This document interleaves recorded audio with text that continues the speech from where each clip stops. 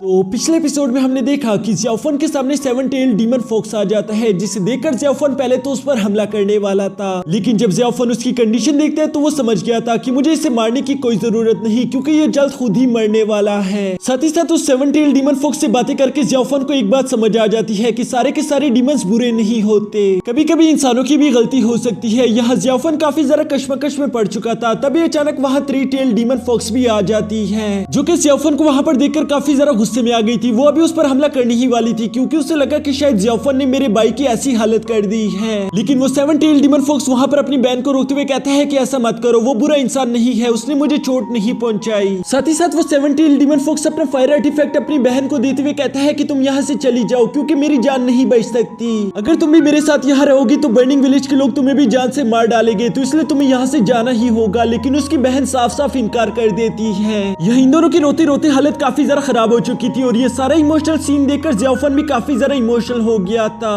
अब आगे तो नेक्स्ट एपिसोड बिल्कुल उसी सीन से शुरू होता है, जहां वो थ्री टेल डीमन फॉक्स रोते हुए अपने भाई से कहती है कि तुम्हारी ये कंडीशन मुझसे देखी नहीं जा रही। मैं पिछले कई हफ्तों से पूरी रात की चांद एंशिएंट वॉल के पास जा रही हूँ, जहां मैं तुम्हारे लिए प्रार्थना करती हूँ, लेकिन तुम्हारे जख्म ठीक ही नहीं हो रहे। अब मुझसे ये सब देखा नहीं जा रहा, मैं तुम्हें इस तरह से तकलीफ में नहीं देख सकती। पिछले 300 साल मैंने तुम्हारे साथ गुजारे, और सच बताओ तो वो 300 साल मेरी जिंदगी के बेहतरीन साल थे। लेकिन अब तुम मुझसे कह रहे हो कि मैं तुम्हें छोड़कर चली जाऊँ। आखिर मैं तुम्हें यहाँ पर छोड़कर कैसे जा सकती हूँ। उसका भाई अपनी बहन की ये सारी बातें सुनकर काफी ज्यादा इमोशनल हो गया था। वो कहता है कि आई विश कि मैं तुम्हें एक अच्छी जिंदगी दे पाता। मैं बस हमेशा से यही ख्वाहिश करता रहता हूँ कि मैं तुम्हें दोबारा से उस ब्लॉसम ट्री के जंगल तक लेकर जा सकता, जहाँ हम मिलकर ब्लॉसम ट्री के पीच खाते। लेकिन शायद इस जिंदगी में मैं ये सब तुम्हारे लिए नहीं कर सकता। उम्मीद करता हूँ किसी दूसरे जन्म में मैं तुम्हारे लिए ये सब जरूर कर पाऊँ। थ्री टेल डीमन फॉक्स अपने भाई की ये सारी बातें सुनने के बाद वहीं पर पड़ा फायर आर्टिफैक्ट उठाकर खड़ी हो जाती है, जिसके साथ ही वो अपने भाई से कहती है कि पिछले 300 साल मेरे लिए काफी ज्यादा बेहतरीन थे। मुझे इस जिंदगी से किसी भी बात का रिग्रेट नहीं है। जब से तुम मेरे भाई बने हो मेरी जिंदगी में हमेशा खुशियां ही खुशियां आई हैं, और अब मैं तुम्हारे बगैर जीने का नहीं सोच सकती। मैं दूसरे जन्म में भी तुम्हारी बहन बनना चाहूंगी। और ये सब कहते साथ ही वो अपने फायर आर्टिफैक्ट से खुद की जान ले लेती है, जो देखकर वो सेवन टेल डीमन फॉक्स चिल्लाता है कि नहीं ऐसा मत करो, लेकिन तब तक देर हो चुकी थी। वो चाहकर भी अपनी बहन की जान नहीं बचा सकता। दूसरी तरफ ज़ावियन भी ये सारा सीन देखकर काफी ज्यादा दर्द महसूस कर रहा था, जबकि अपनी बहन को बढ़ता हुआ देखकर सेवन टेल डीमन फॉक्स का दिल तो पूरी तरीके से टूट चुका था। वो रोते हुए कहता है कि आखिर तुमने ऐसा क्यों किया। उसकी बहन अपनी आखिरी सांसें लेते हुए अपने बड़े भाई से कहती है कि भाई मेरी आखिरी ख्वाहिश पूरी कर सकते हो, मैं चाहती हूँ कि तुम मेरे लिए लोरी गाओ, वही लोरी जो तुम मेरे लिए बचपन में गाया करते थे। और इसके बाद हम देखते हैं कि उसने अपनी आंखें बंद कर दी थी, जबकि वो सेवन टेल डीमन फॉक्स वो दर्द वाली लोरी अपनी बहन के लिए गाना शुरू कर देता है। सच बताओ तो ये लोरी सुनकर मेरे भी दिल को काफी ज्यादा बुरा महसूस हो रहा था। अब यहाँ हम देखते हैं कि थ्री टेल डीमन फॉक्स के मर जाने की वजह से वो अपनी रियल फॉर्म में आ जाती है, जबकि उसका भाई काफी बुरी तरीके से रो रहा था। वो ज़ियाओफन से कहता है कि ज़ियाओफन मेरे करीब आओ। ये सुनकर ज़ियाओफन फौरन से उसके पास चला गया था, जिसके बाद सेवन टेल डीमन फॉक्स अपने पास के वो फायर आर्टिफैक्ट निकालकर ज़ियाओफन को दे देता है। वो उसे बताता है कि ये एक सुप्रीम आर्टिफैक्ट है, अब मेरे मरने के बाद ये मेरे किसी भी काम का नहीं, तो इसलिए तुम इसे अपने पास रख सकते हो। इसे बचाने के लिए कई सारे डीमंस और इंसानों ने अपनी जान दे दी, जबकि बहुत सारे लोग इसकी लालच में अंधे हो चुके हैं। मुझे तुम पर पूरा यकीन है कि तुम इसका गलत इस्तेमाल नहीं करोगे। जबकि साथ ही साथ वो उसे वार्न करता है कि कभी भी इसे किसी को मत दिखाना, नहीं तो तुम्हारी जान खतरे में आ जाएगी।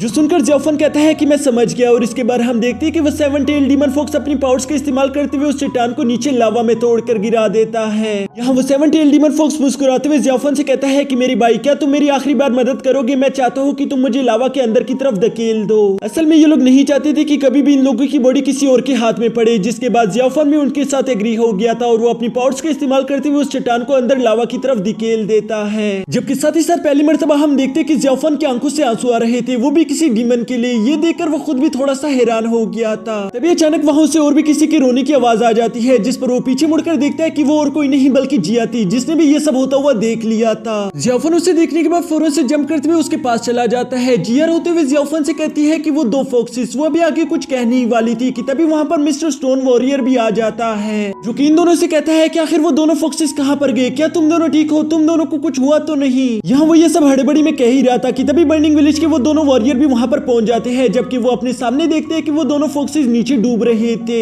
अपने सामने उन दोनों फॉक्सेस को यूं लावा में डूबकर मरते हुए देखकर आखिरकार इन दोनों को भी शांति आ गई थी। और इसके बाद नेक्स्ट सीन में हम देखते हैं कि ये सारे लोग उस केव से बाहर आ गए थे। यहाँ बर्निंग विलेज के वो दोनों वॉरियर स्टोन वॉरियर का शुक्रिया अदा करते हैं कि तुम्हारी मदद के बगैर हम ये सब नहीं कर पाते, जिस पर वो स्टोन वॉरियर कहता है नहीं ऐसी तो कोई बात नहीं, बल्कि मुझे तुम लोगों के साथ काम करके काफी ज्यादा अच्छा लगा। जिसके बाद वो बर्निंग विलेज के वॉरियर कहते हैं कि अब वक्त आ चुका है कि हम सब लोग अपने अपने रास्ते वापस निकल जाए। लेकिन जाने से पहले वो बर्निंग विलेज का वॉरियर ज़ियाओफान के पास जाकर उससे पूछता है कि कहीं तुम्हें उन दोनों डीमन फोक्स में से कुछ ट्रेजर तो नहीं मिला, क्योंकि उन लोगों ने हमारा एक कीमती ट्रेजर चुरा लिया था। जिस पर ज़ियाओफान याद करता है कि उस डीमन फोक्स ने मुझसे वादा किया था कि कभी भी इसके बारे में किसी को मत बताना, नहीं तो इस सुप्रीम ट्रेजर को तुमसे छीनने के लिए वो लोग तुम्हारी जान भी ले सकते हैं, क्योंकि बहुत सारे लोग इस ट्रेजर को हासिल करने के लिए लालच में आ गए हैं। ये बात जैसे ही ज़ियाओफान को याद आती है वो उस वॉरियर से कहता है कि मुझे माफ करना, लेकिन मुझे ऐसे किसी भी ट्रेजर के बारे में कुछ भी मालूम नहीं। यहाँ ज़ियाओफान की ये बात सुनकर वो बर्निंग विलेज का वॉरियर थोड़ी देर के लिए हैरान हो गया था, लेकिन तभी उसकी दोस्त उसे आकर बताती है कि शायद वो उसी लावा में डूब गया होगा, इसलिए अब हम लोग कुछ भी नहीं कर सकते, तो बेहतर यही होगा कि हम वापस अपने विलेज जाकर रिपोर्ट दे आए। ये सुनकर वो वॉरियर एग्री हो गया था। जिसके बाद बर्निंग विलेज के वो दोनों वॉरियर ज़ियाओफान को गुड बाय कहकर वहां से चले जाते हैं। यहाँ भी इन दोनों वॉरियर के जाने के बाद मिस जिया ज़ियाओफान से सवाल करती है कि अब ये बताओ कि आगे तुम्हारा क्या करने का इरादा है, जिस पर स्टोन वॉरियर कहता है कि अब इसका और कोई भी इरादा नहीं, बल्कि हम लोग ज़ियाओची टाउन जाएंगे। ऑफ कोर्स हम लोगों को शाबाशी भी तो लूटनी है, हम लोगों ने इतने बड़े डीमंस को हराया है तो हम लोगों को इनाम भी तो मिलना चाहिए। जो सुनकर ज़ियाओफान ज्यादा कुछ न कहते हुए स्टोन वॉरियर के साथ ज़ियाओची टाउन की तरफ चलना शुरू कर देता है। और इसी के साथ हमारा ये एपिसोड भी यहीं पर खत्म हो जाता है।